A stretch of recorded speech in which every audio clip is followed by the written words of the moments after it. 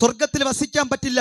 കാരണം ഇത് ദ്രവിച്ചു പോകുന്ന ശരീരമാ, നാറ്റം വമിക്കുന്ന ശരീരമാ, പുഴുക്കളരിക്കുന്ന ശരീരമാ. പക്ഷെ യേശു ക്രിസ്തുവിന്റെ രണ്ടാമത്തെ വരവിൽ കാഹളം കേൾക്കുമ്പോൾ നാം പ്രാപിക്കാൻ പോകുന്ന ശരീരത്തിന്റെ രണ്ടാമത്തെ പ്രത്യേകത, അദ്രവത്വമുള്ള ശരീരത്തോടെ നാം എടുക്കപ്പെടും.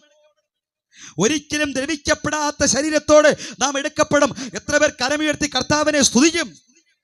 മൂന്നാമത് നാം പ്രാപിക്കാൻ പോകുന്ന ശരീരത്തിന്റെ പ്രത്യേകത, നിങ്ങൾ എന്നെ തന്നെ ഒന്ന് നോക്കിയേ, നേരെ കാണാൻ പറ്റുന്നുണ്ടോ? ഇല്ല.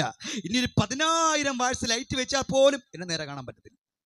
അതിൻ്റെ അർത്ഥം ഇത് പ്രകാശമില്ലാത്ത ശരീരമാണ്, ഇത് തേജസ്സില്ലാത്ത ശരീരമാണ്.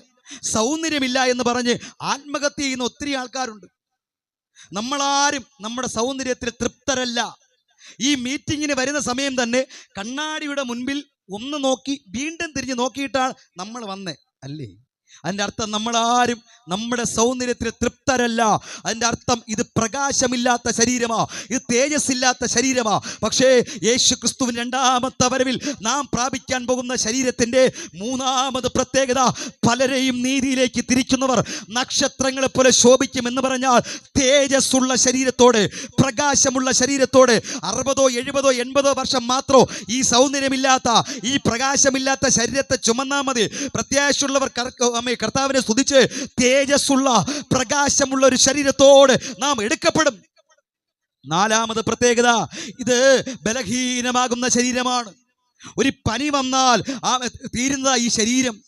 കോവിഡ് വന്നപ്പോൾ നമുക്കെല്ലാവർക്കും അറിയാം, അവിടെ ഇവിടെയൊക്കെ മസിലൊക്കെ ഉരുട്ടി